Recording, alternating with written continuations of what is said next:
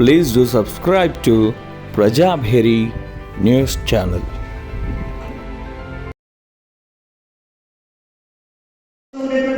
మనుషులకి తేడా ఉంటుంది. ప్రపంచంలోని మిగతా దేశాలు జీవించేటువంటి పద్ధతి దిశ వేరే కనిపిస్తుంది. ప్రపంచంలోని మిగతా దేశాలు ఏం చెప్తుంటాయంటే మానవ జన్మ రేరు, అరుదు. కనుక ఈ లభించినటువంటి జన్మని మనం ఏం చేసుకోవాలి? సుఖమయం చేసుకోవాలి, ఆనందమయం చేసుకోవాలి. సుఖము ఆనందం అంటే ఎలాంటిది? శారీరకమైన సుఖం, మంచి ఆహారం. ఇదే శరీరమే శాశ్వతం అని చెప్పి పాశ్చాత్యులు భావించారు కనుక ఈ శరీరమే ప్రధానంగా శరీరాన్ని ఆనందపట్టేటువంటి పద్ధతిలో కూడా పాశ్చాత్యులు ఆలోచించారు. కానీ భారతీయ జీవన పద్ధతిలో మానవ జీవితం చాలా గొప్పది. శరీరం అనేది శాశ్వతం కాదు, శరీరంలో ఉండేటువంటి ఆత్మ ఇది శాశ్వతమైనటువంటి. అందుకని భారతీయ జీవనంలో మనిషి శారీరక సుఖం కన్నా, శారీరక ఆనందం కన్నా ఆత్మానందం పొందడానికి ఎక్కువ ప్రయత్నం చేస్తుంటారు. ఆత్మానందం పొందినప్పుడే సంతృప్తి కలుగుతుంది. జీవన విధానాన్ని మన పెద్దలు రూపొందించారు. మానవ జన్మ మళ్ళీ మళ్ళీ లభించేది కాదని మనం చెప్తుంటాం. శంకరాచార్య వారు చెప్పారు, దుర్లభం త్వయమేవత్ర దైవానుగ్రహ ఏక మనుష్యత్వం ముముక్షత్వం మహాపురుష సంశయం అని చెప్పారు. సృష్టిలో అత్యంత దుర్లభమైనటువంటిది మానవ జన్మ, మోక్షము, పెద్దలతో సంపర్కము. కానీ 84 లక్షల జీవరాశుల గుండా ప్రవహించేటువంటి ఆత్మ ఏదో ఒక రోజు మానవ శరీరంలోకి ప్రవేశిస్తుంది. అప్పుడే మనకు మానవ జన్మ లభిస్తుంది. ఈ లభించినటువంటి జన్మకు సార్థకత కలిగించాలి. ఇది భారతీయ జీవన తత్వం చెప్తుంది. కనుక మనిషి మనుగడ సాధించాలంటే ఏం చేయాలి? అంటే మన పెద్దలు ఏం చెప్పారంటే చతుర్విధ పురుషార్థాలు చెప్పారు. ధర్మము, అర్థము, కామము, మోక్షము. ధర్మము నుంచి ప్రారంభించి మోక్షము వరకు వెళ్ళేటువంటి ప్రయాణంలో అర్థము, కామాన్ని మనం పొందుతుంటాం. కానీ మానవ జన్మ సాఫీగా సాగాలంటే మనిషికి కోరికలు ఉంటాయి. కోరికలు కూడా తప్పు కాదు.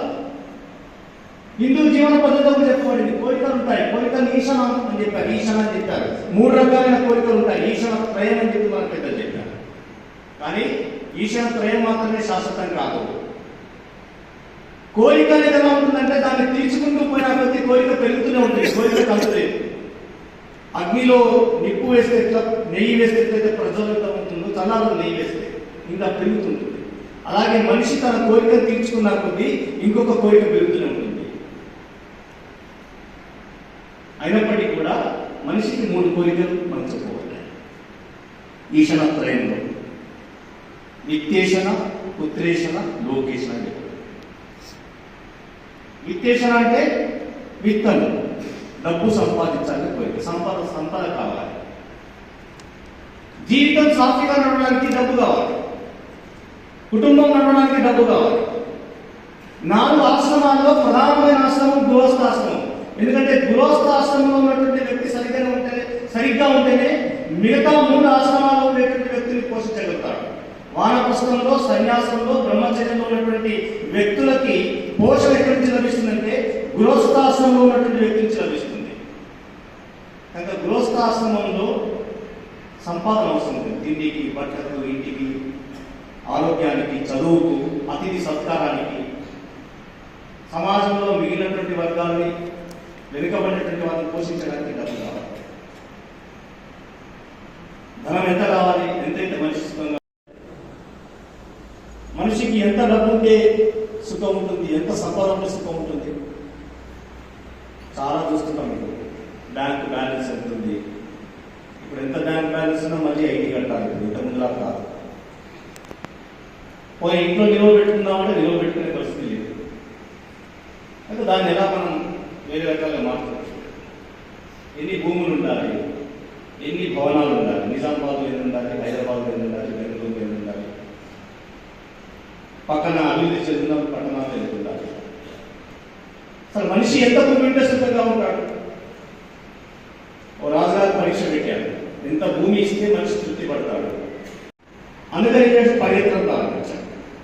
దప్పికైంది, నీళ్లు తాగలేదు, ఆకలి అవుతుంది, దానికోసం ఆమెకి సమయం వృధా అయిపోతుంది. చాలా మంది వస్తుంటాయి కదా, డబ్బు నీళ్లు తాగకుండా, నిద్రపోకుండా, ఆహారం తీసుకోకుండా సంపాదిస్తారు. అలాగే ఆయన పోతున్నాడు. మధ్యాహ్నం అయింది, వెనక్కి తిరిగి రావాలి. లేదు లేదు, ఇంకొద్ది ముందుకు వెళ్తే బాగుంటుంది, తర్వాత రిటర్న్లో వేగంగా పోతే సరిపోతుంది. ఇంకా ముందుకు పోయాడు. సాయంత్రం అయింది, ఎండ బాగా పడుతుంది, సొమ్మసిగిపోయాడు, కింద పడ్డాడు, నీళ్లు తప్పించాడు. ఆయన పరిగెత్తుకుంటూ వచ్చినటువంటి కారణంగా, అలసిపోయిన కారణంగా, ఆహారం లేని కారణంగా, ఎండగొడుతున్నటువంటి కారణంగా, నీళ్లు తాగించిన కారణంగా కాసేపట్లో మరణించాడు. రాజుగారి దగ్గర తీసుకెళ్ళాడు. రాజుగారి దగ్గర తీసుకెళ్తే ఏం చేద్దాం, సమాధి చేద్దామని చెప్పారు. సమాధికి స్థలం ఇవ్వండి అన్నారు. సరే, బాగా డబ్బు సంపాదించుకున్నారు, ఇవాళ పెద్ద స్థలాలు పెట్టుకుంటున్నారు సమాధికి. అది విషయం. ఎంత కావాలి స్థలం? 3 అడుగుల వెడల్పు, 6 అడుగుల పొడవు. కనుక మనిషికి ఎంత భూమి కావాలి అంటే 3 అడుగుల వెడల్పు, 6 అడుగుల పొడవు. అంతకన్నా ఎక్కువ చేయగలరు. దీనికి మర్చిపోయినటువంటి మనిషి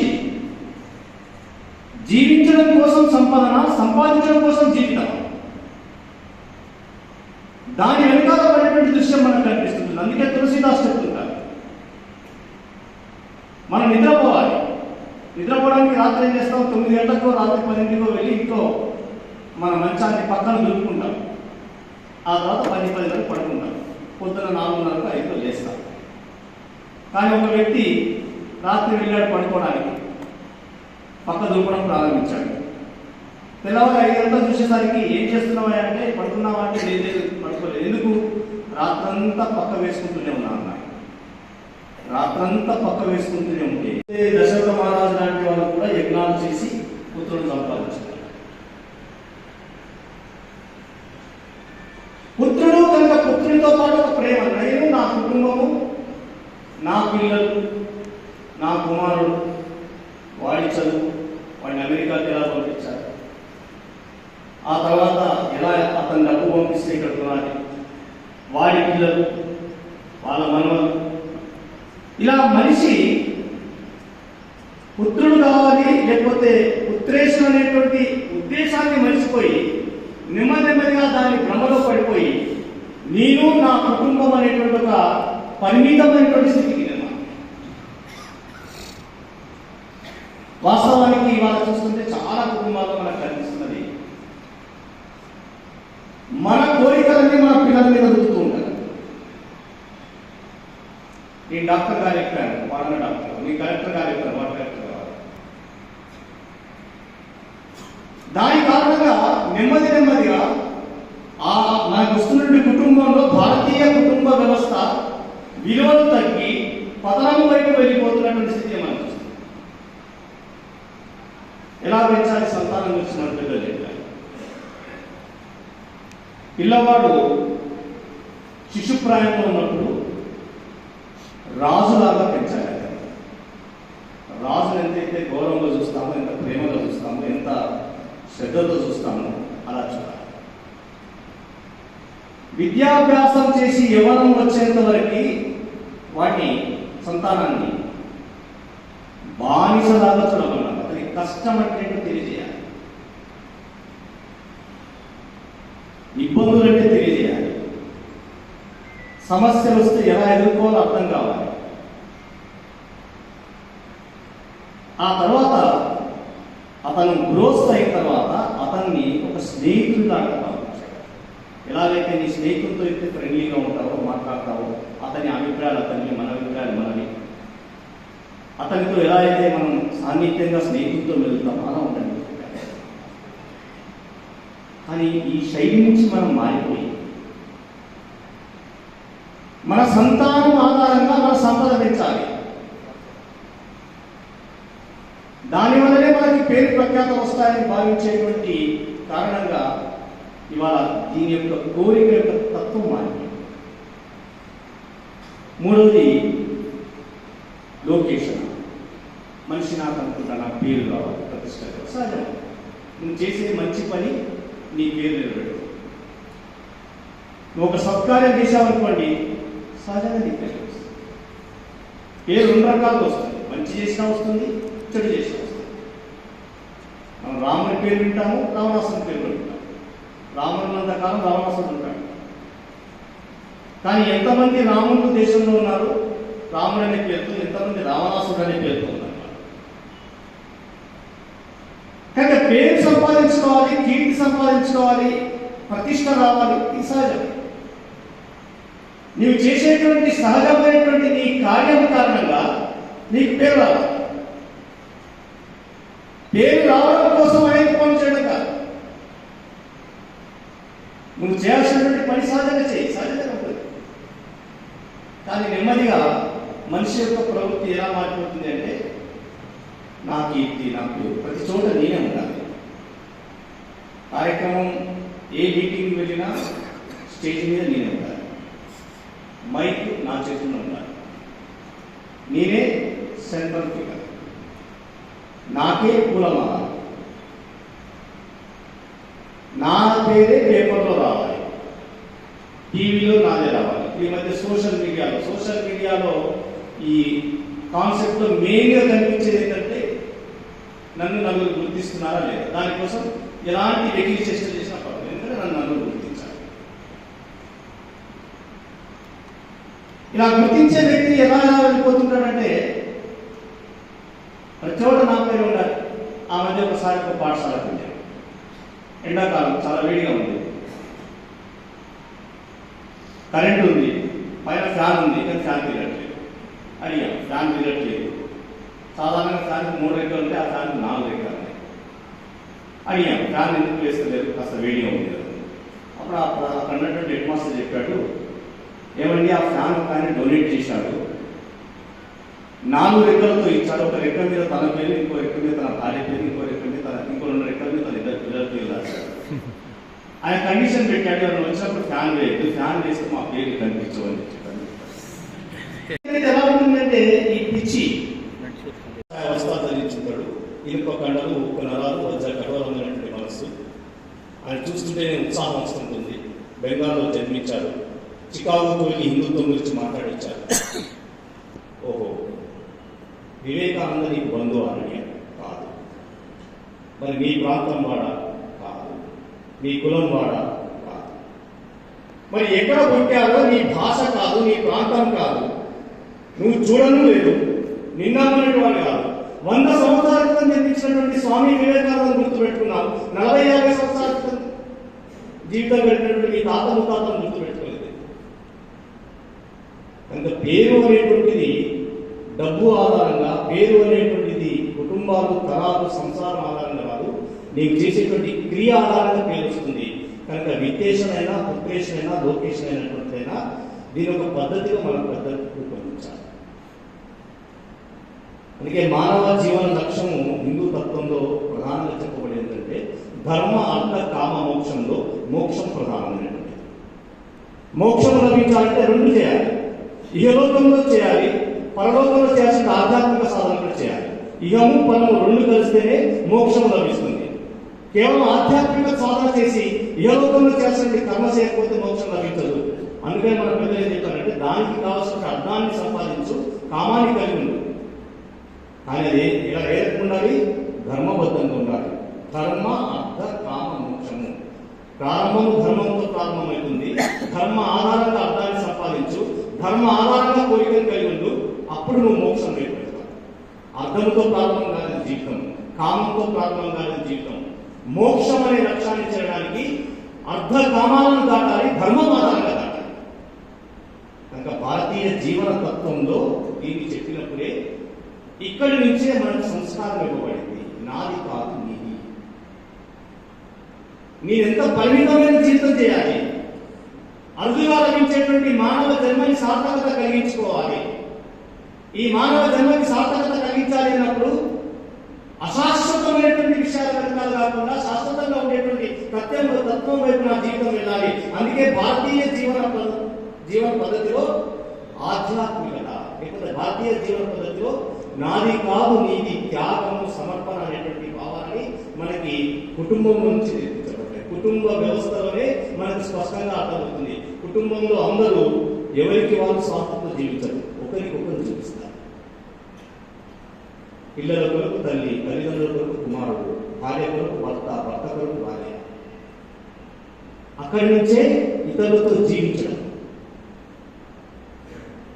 ఎప్పుడైతే కుటుంబం ఇంతే అనుకుంటామో మనమే, నా వీధి అంతా ఒక కుటుంబం అనుకున్నాం అనుకోండి, అందరూ మన కలదంలో అవుతారు. నా ఊరంతా కుటుంబం అనుకున్నాం అనుకోండి, ఊళ్ళో అందరూ మనకు బంధువులే. అది ఎంతవరకు చెప్పబడిందంటే మన దేశంలో కేవలం నీ కుటుంబం మాత్రమే కాదు, అక్కడి నుంచి నువ్వు బయటికి రా, నీ వీధి, నీ ఊరు, నీ ప్రాంతము, నీ దేశము, ఈ సృష్టి వసుధ ఏక కుటుంబము, వసుదైక కుటుంబం అని చెప్పబడింది.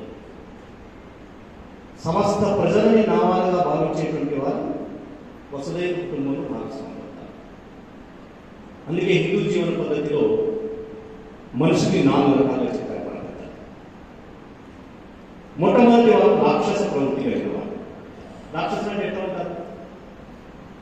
చాలా పెద్ద శరీరము, ఇట్లా ఇంకా తత్వంలో రాక్షస తత్వం. ఎలా ఉంటుంది రాక్షసుని గుణం? ఇతరులు కష్టపడుతుంటే, ఇతరులు బాధపడుతుంటే ఆనందించే తత్వం రాక్షస తత్వం. వాటిని రాక్షసులు అంటారు. అంటే ఉదాహరణ చెప్పాలంటే, నా కడుపు నిండింది, నాకు ఆహారం అక్కర్లేదు, సుఖంగా ఉంటున్నాను, కానీ పక్క వాడు కష్టపడి ఆహారం సంపాదించుకుంటాడు, సుఖంగా ఉంటుంటే నీకు భరించలేదు, అందుకని వాడిని ఇబ్బంది పెడతాను. చాలా మంది వ్యక్తులు మనం చూస్తుంటాం. ఇతరుల ఆనందాన్ని ఎట్లా దెబ్బతీయాలి, అసూయ, జలసి, వాడు పైకి వెళ్తున్నాడు, ఎలా పైకి కిందికి లాగాలి. అలాంటి దేశాలు ఉన్నాయి. అమెరికా అనేటువంటి దేశం రాక్షస దేశం. ప్రపంచంలో ఏ దేశం సుఖంగా ఉన్నట్టు చూడలేదు.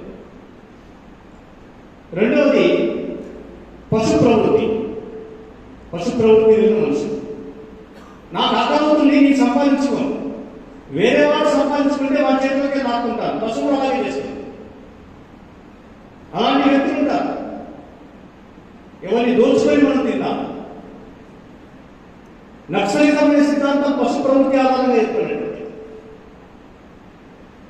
మూడవది మానవ ప్రవృత్తి. నాకు ఆకలి అవుతున్నది, నేను తింటుంటాను, పక్కవాడు అడిగాడు, నేను తిన్నాను, పక్కవాడి కూడా పెట్టాను, నా అంతా కొద్ది భాగస్వామ్యం నుంచి పక్కవాడు పెట్టాను, వాడు సుఖంగా కూడా నేను సుఖంగా ఉంటాను. నాలుగవది నారాయణ యొక్క తత్వం.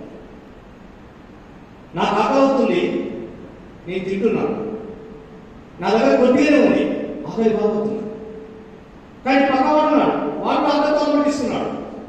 ఆకలితో అనుమతిస్తుంటే నా దగ్గర వాడికి ఇచ్చారనుకోండి, నా దగ్గర ఏం లేదు, నేను కష్టం రాసి వస్తుంది, ఉపవాసం రాసి వస్తుంది, అయినా పర్వాలేదు, నా కష్టమైనా పర్వాలేదు, పక్కవాడు సుఖంగా ఉండాలని కోరుకొని నా దగ్గర ఉన్నటువంటి కొద్ది ఆహారాన్ని అతను ఇస్తాను.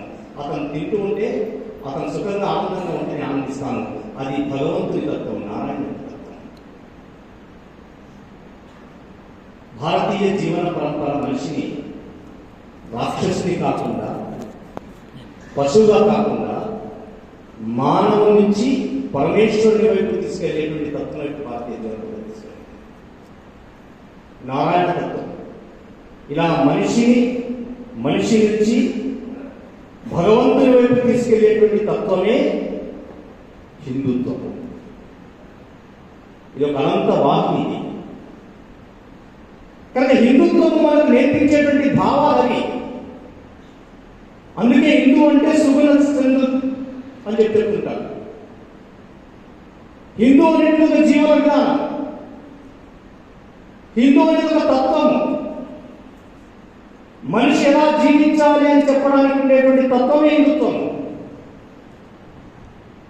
ప్రపంచంలో హిందుత్వాన్ని పోల్చగలిగే జాతి, సమాజము, దేశం ఏది లేదు. మిగతా అందుకే ప్రపంచాన్ని మనము ఇంతకుముందు వారు చెప్పారు అధ్యక్షులు వారు, ఇక్కడ ఒక జాతి మన తత్వాన్ని చేస్తున్నారు, మన ఆచారాన్ని పాటిస్తున్నారు. అంటే ఆ దేశం మీదకి మనం దండయాత్రకు వెళ్ళి ఆ దేశాన్ని ఆక్రమించుకుని బలవంతంగా వృద్ధి రాలేదంటారు. హిందూ ఏ దేశం మీద దండయాత్ర చేయలేదు, హిందూ ఎవరి మీద హింస చేయలేదు, హిందూ ఎవరిని ఆక్రమించలేదు. హిందూ మహాశక్తివంతుడు, సంపన్నవంతుడు, ధైర్యవంతుడు. కానీ ప్రపంచంలో ఏ దేశం మీద హిందూ దేశం దాడి చేయలేదు. మీరు గుర్తుంచి పెట్టుకోండి. ప్రపంచంలో అనేక దేశాలు ఉన్నాయి. ప్రతి దేశం తనకన్నా చిన్న దేశాన్ని ఆక్రమించుకునే ప్రయత్నం చేసింది, 198 దేశాలు. కానీ భారతదేశం మాత్రం, హిందూ దేశం మాత్రం ప్రపంచంలో ఏ దేశాన్ని ఆక్రమించలేదు. కేవలం మన జ్ఞానం ఆధారంగా, మన సంస్కృతి ఆధారంగా, మన జీవన విలువ ఆధారంగా ప్రపంచానికి మనము శిక్షణ ఇచ్చాము, నేర్పించాము. కత్తి పట్టుకుని మనం వెళ్ళలేదు, జిహాదులు చేయలేదు, క్రూసేడ్లు చేయలేదు. కేవలము మన తత్వం ఆధారంగా ప్రపంచానికి మనం కేవలం ప్రపంచానికి కాదు, మన దగ్గరికి వచ్చినటువంటి అనేక మంది జాతులను మనం విమర్శించుకొని వాళ్ళకి జీవితాలను ప్రసాదించాం. అనేక జాతులు ఇక్కడ మమేకమయ్యాయి. ప్రపంచంలో ఎక్కడెక్కడైతే అన్నార్థులు ఉన్నారో, ఎక్కడెక్కడైతే ఇబ్బందులు ఉన్నటువంటి ఉన్నారో, కష్టాలు ఉన్నటువంటి ఉన్నారో, వాళ్ళందరినీ మనం ఇక్కడ ఆడుతున్నాము. యూదు అనే ఒక జాతి ఉంది ప్రపంచంలో, ఇజ్రాయెల్ దేశం. వాళ్ళ మీద దాడి జరిగినప్పుడు జెరూసలేం మీద, వాళ్ళ దేశంలో ఉండలేకపోయే పరిస్థితుల్లో ప్రపంచంలో ఎన్ని దేశాలు ఉన్నాయో అన్ని దేశాలకు వాళ్ళు వెళ్ళి బతికారు. వాళ్ళు ఎక్కడెక్కడ బతికారో అక్కడ ప్రతి చోట వాళ్ళ మీద తీవ్రమైనటువంటి అత్యాచారాలు జరిగాయి. వాళ్ళ స్త్రీల మీద అత్యాచారాలు జరిగాయి, వాళ్ళ పిల్లల మీద జరిగినాయి, వాళ్ళ సంపద మీద జరిగినాయి. ప్రపంచంలో ఏ దేశంలో కూడా బతకలేకపోయారు. అలాంటి యూదులు రాసిన పుస్తకంలో వాళ్ళు ఏం చెప్పారంటే, మేము సుఖంగా, శాంతిగా, ఆనందంగా ఉన్నది హిందూ దేశంలో, భారతదేశంలో మాత్రమే. The only one country that is India where the Jews are not possible. అంటే హిందూ అంటే అసత్యవాది కాదు, హిందూ అంటే హింసోన్మాది కాదు. ఇవాళ అక్కడక్కడ చెప్పబడుతున్నది హిందూ అంటే తీవ్రవాదం. అసలు హిందూకు తీవ్రవాదము విపత్తి పదాలు. హిందూ అంటే హింస చెప్తున్నాడు. హింస అనేటువంటి భావన ఏర్పాటు హిందూ. నాకన్నా సమస్త ప్రజలు సుఖంగా ఉండాలని కోరుకునేటువంటి గొప్ప తత్వమైనటువంటి హిందుత్వాన్ని తిరిగి సమాజంలోకి తీసుకురావడానికి ఈ సమర్పణ త్యాగం ఆధారంగా సంఘం ప్రయత్నం చేస్తుంది. సంఘ గురుదక్షిణ కార్యక్రమం యొక్క ఉద్దేశం స్వయం సేవకుల లోపల సమాజం కోసం సమర్పించబడాలి అనేటువంటి త్యాగాన్ని, సమర్పణ భావాన్ని నిర్మాణం చేయడానికి గురుదక్షిణ. ఇది ధన సమర్పణ మాత్రమే కాదు. సంఘం బయటికి వెళ్ళి జోలి పడితే ఇంతకన్నా ఎక్కువ తీసేయవచ్చు. కానీ డాక్టర్జీ చెప్పారు, స్వయం సేవకుల ఆధారంగానే సంఘం నడపాలి. ఎవరో బాగా డబ్బు సంపాదించిన నలుగురు పెట్టుబడిదారుల ఆధారంగా నడపవచ్చు. సంఘాన్ని ప్రేమించేవాడు, సంఘం పట్ల శ్రద్ధాభక్తి కలిగిన వాడు, నేనే సంఘము, సంఘమే నేను భావించేటువంటి వాడు, అలాంటి వ్యక్తులు ఇచ్చేటువంటి పైసా పరకతోనే సంఘం నడవాలి తప్ప, కష్టమైన ఇబ్బందిన దాంతో నడవాలి తప్ప, బయట నుంచి ఎవరో మనకి దానం చేసి ఆ దానంతో నడవడం కాదు. అంటే గురుదక్షిణ మనం దానం అన్నాం. ఇది డొనేషన్ కాదు, ఇది విరాళం కాదు, ఇది చందా కాదు, ఇది సమర్పణ. నాది అర్పిస్తున్నాను. అర్పించడానికి ఏముంది? నీరే నీకు అర్పిస్తున్నాను. భగవంతుడికి మనం చెప్తున్నాం, భగవంతుడికి మనం పూలు ఇస్తాం, హారతి ఇస్తాం. ఇవ్వడానికి మనం ఏంటి? పూలు మనదా, హారతి పల్లెం మనదా, హారతిలో ఉన్న దీపం మనదా, అన్ని భగవంతుడు ఇచ్చేది. భగవంతుడు ఇచ్చిందే మళ్ళీ భగవంతుడికి సమర్పణ చేస్తాం. అర్పణ అంటేనే అది. కానీ ఇక్కడ స్వయం సేవకు సమర్పణ చేస్తాం, చందా పెట్టేది ఇక్కడ. అందుకే స్వయం సేవకు ఈ సమర్పణ సంఘం అమ్మాట ఇచ్చింది. కానీ స్వయం సేవకులు ఎల్లప్పుడూ కూడా నిస్వార్థంగా పనిచేస్తారు, నిష్కామ కర్మతో పనిచేస్తారు. నాకేమొస్తుంది సంఘంలో పనిచేస్తే? సంఘంలో పనిచేయడం వల్ల నాకు ఉపయోగం ఏంటి? అప్పుడప్పుడు కొత్త వాళ్ళు అడుగుతున్నారు, సంఘానికి మేము వస్తే ఏమొస్తుంది? సంఘానికి వస్తే ఏం రాదు. సంఘానికి వస్తే పైన ఎదురుగా మనం పెట్టాలి, ఇక సమయం ఇవ్వాలి, పని చేయాలి, ఖర్చు కూడా పెట్టుకోవాల్సి వస్తుంది. స్వయం సేవకు లోపల ఈ నిష్కామ కర్మ, నాకేమి రాదు, నేనేం ఆశించదు. అమ్మకి సేవ చేస్తాం, ఏం ఆశించి చేస్తాం? స్వయం సేవకుల నిష్కామ కర్మతో పనిచేస్తారు, ఏమీ కోరుకోకుండా పనిచేస్తారు. సంఘానికి వచ్చాను, ఏమైనా పదవులు వస్తాయా? సంఘానికి వచ్చాను, ఇంకేదైనా నాకు ఉన్నతమైన స్థితి వస్తుందా? ఇలా స్వయం సేవకు ఆలోచించండి. స్వయం సేవకు కానీ స్వయం సేవక ప్రభావంతో అతని కుటుంబం ఎట్లా ఉంటుంది? ఒక ఉదాహరణ చెప్పి ముగిస్తుంది. ఆ మధ్య జమ్మూ కాశ్మీర్ ప్రాంత సేవా ప్రముఖులు ఆయన అక్కడటువంటి మొదలు హత్య చేశారు, డబ్బు తీసుకొచ్చి ఇచ్చారు. నేను ఒక ప్రభుత్వ ఉద్యోగిగా ఉపాధ్యాయురాలుగా పనిచేస్తున్నాను, టీచర్. వాస్తవానికి నా కుటుంబం నడుపుకోవడానికి నా భర్త లేకున్నా ఆర్థిక ఇబ్బంది లేదు. నాకు వచ్చే జీతంతో నా కుటుంబాన్ని నడుపుకోవచ్చు. కనుక మీరు నా భర్త చనిపోయాడని 5 లక్షలు తీసుకొచ్చి ఇస్తున్నారు కదా సహకారిగా, ఇది అవసరం లేదు. నా భర్త సేవాపూర్వకంగా పనిచేశాడు. ఆయన నాకు నేర్పించిన సంస్కారం ఏంటంటే ఇవ్వు, తీసుకోవద్దు, గివ్ అండ్ ఫర్గివ్, ఇది మన తత్వం అని చెప్పాను. తర్వాత స్వయం సేవకులు ఆ డబ్బులు వెనక్కి తీసుకెళ్ళాను. ఆలోచించాలి ఎలా ఆయన కుటుంబాన్ని సహకరించాలి. ఆమె ఎక్కడ పనిచేస్తుంది? ఆమె ఇంటి నుంచి ఒక 5 కిలోమీటర్ల దూరంలో పనిచేస్తుంది. ఆమె ప్రయాణం చేసేటువంటి స్కూల్కి వెళ్ళేటువంటి దారిలో ముస్లిం లొకాలిటీస్ ఉన్నాయి. కనుక వాళ్ళు ఏమైనా దాడి చేయొచ్చు, పోవడం రావడం ఇబ్బంది అవుతుంది. ఆ ముస్లిం లొకాలిటీ నుంచి హిందూ లొకాలిటీ వైపు ఆమెను ట్రాన్స్ఫర్ చేస్తే ఆయన ఇంటికి దగ్గరగా పనిచేస్తుంది కదా అనుకున్నాను. అనుకొని మళ్ళీ మన కార్యకర్తలు వెళ్ళి అమ్మ ఒక అప్లికేషన్ ఇవ్వు, నేను ఇక్కడికి మనం ట్రాన్స్ఫర్ చేయించే ప్రయత్నం చేస్తాను. అప్పుడు ఆమె ఏం చెప్పిందంటే, నా భర్త నాకు ధైర్యంగా ఎలా జీవించాలని నేర్పించాను. నేను ఒక సేవా ప్రముఖ భార్యను, ప్రాంత స్థాయిలో పనిచేసే కార్యకర్త భార్య ఉండి నేనే ముస్లిం లొకాలిటీలో పనిచేయడానికి ఇబ్బంది పడితే మిగతాలో పనిచేస్తాను. నాకు ధైర్యం ఉంది, నేను అన్నింటినీ ఎలా కాపాడుకోవాలి, నాకు అవసరమైనప్పుడు నేను చెప్తాను. నేను సంఘం నుంచి ఏది సహాయం ఆశించాను?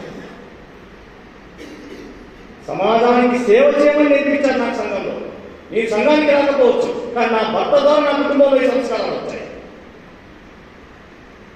రాష్ట్రీయ స్వయం సేవక సంఘం యొక్క స్వయం సేవకులో శాఖ ద్వారా, గురుదక్షిణ ద్వారా ఇలాంటి అనేక రకాలైనటువంటి గుణ నిర్మాణం జరుగుతుంది. ఇది బయటికి కంప్యూటర్లో కనిపించేటువంటిది కాదు, ఇది అంకెల్లో కనిపించేటువంటిది కాదు. ఇలాంటి అద్భుతమైనటువంటి శక్తి సంఘశక్తి. ఇలాంటి అద్భుతమైనటువంటి సంఘశక్తి ఆధారంగానే సంఘ కార్యం పెరుగుతుంది. సంఘం ఇమేజ్ ఆధారంగా పెరగట్లేదు, సంఘం పేరు ప్రతిష్టకారంగా పెరగట్లేదు. ఇలాంటి అనేక మంది, లక్షలాది మంది స్వయం సేవకులు తమ జీవితాలని సమర్పణ చేసి అనేక మంది మనం కార్యకర్తలను ప్రచారం చూస్తుంటాం. మంచి మంచి గోల్డ్ మెడలిస్టులు అన్ని వైపు ప్రచారం ప్రచారం వచ్చారు, ప్రచారం జీవితాంతం పనిచేస్తుంటారు. అనేక మంది కార్యకర్తలు సంపాదించుకోవడానికి అవకాశం ఉంటుంది, కానీ అది పరిమితమైన సంపాదించి మిగతా తమ అమూల్యమైనటువంటి సమయాన్ని సమాజానికి ఇస్తుంటారు. అలాంటి అద్భుతమైనటువంటి వ్యక్తులను తయారు చేసేటువంటి ప్రక్రియ మన ప్రక్రియ. కనుక సంఘము 99 సంవత్సరాలు పూర్తి చేసుకుని జన్మ శతాబ్దిలో అడుగు పెడుతున్నటువంటి ఈ సమయంలో మిగిలినటువంటి స్వయం సేవకులు, కార్యకర్తలు కూడా సంపూర్ణమైనటువంటి తమ సమయాన్ని కేవలం ధన సమర్పణే కాదు, మన సమర్పణ, తమ సమర్పణ అని మనం చెప్తుంటాం. ఇదంతా కూడా భారత మాత కోసం. తేరా వైభవ్ అమలు రహేమా అముదిన చాలు రహే న రహే. నేను నాలో ఉండొచ్చుండకపోవచ్చు, కానీ భారత మాత కీర్తి పతాక విశ్వమంతా ఎగరాలనేటువంటి కోరికతో ప్రతి కార్యకర్త కూడా సమయ సమర్పణ రాబోయేటువంటి రోజుల్లో జన్మశతాబ్ది యొక్క విస్తృతంగా సమాజంలోకి వెళ్ళాలి. కనుక ఆ దిశలో కూడా మనం అందరం ప్రయత్నం చేయాలని చెప్పి ఆశిస్తూ, దాన్ని ఈ గురుదక్షిణలో మనం ఈ సంవత్సరం అంతా కూడా సంఘ కార్యానికి అధిక సమయాన్ని నేను కేటాయిస్తాను, ఏదో పని చేస్తాను, నాకు పని కేటాయించండి అని చెప్పి అడిగి ఆ పనిలోకి మనం విజయగా చేసినట్లయితే ఈ గురుదక్షిణ సార్థకత కలుగుతుందని చెప్పి ఆశిస్తూ ముగిస్తాను.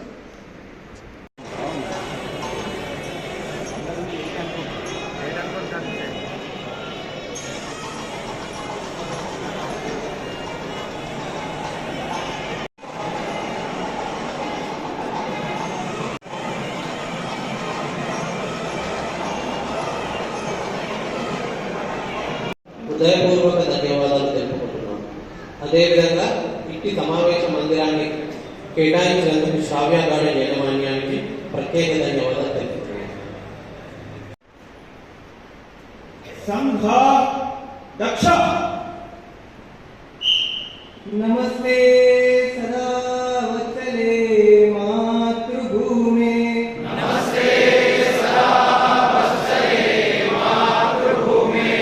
వయా హిందూ భూమే సుఖం వర్ధితోహం. వయా హిందూ భూమే సుఖం వర్ధితోహం. మహామంగళే పుణ్యభూమే త్వరతే. మహామంగళే పుణ్యభూమే త్వరతే.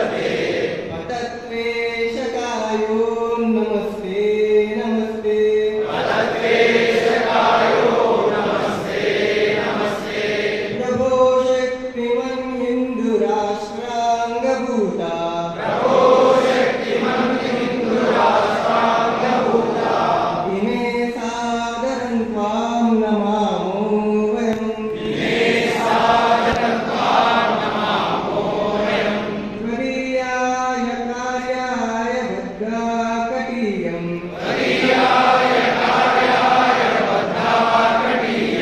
शुभामाशिषं देहि तत्पूर्तये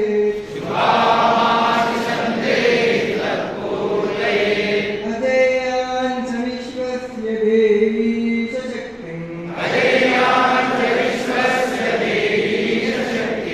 सुशीलं जगज्जेनं भवेत् सुतं चैव यत्कण्टकाकीर्णमार्गम् स्वयं स्वीकृतं न सुगन्धारयेत्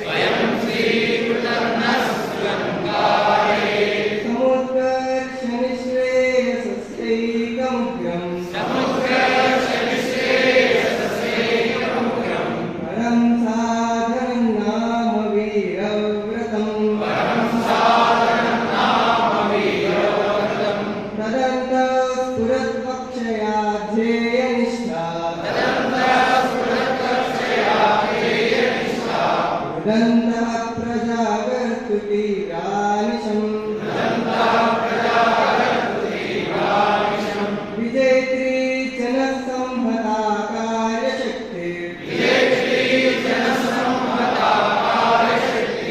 विधायास्य धर्मस्य संरक्षणम्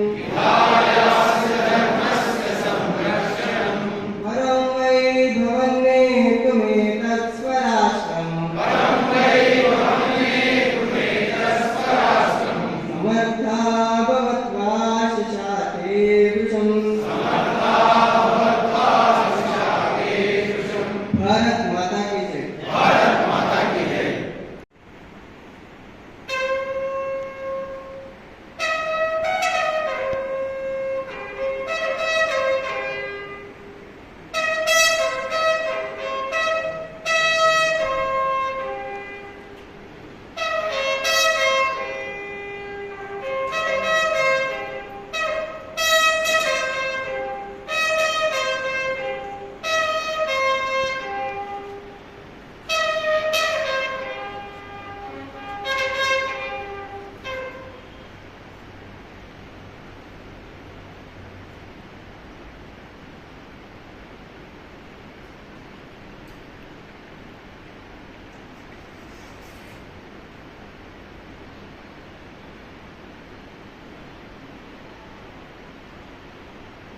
संघ वीर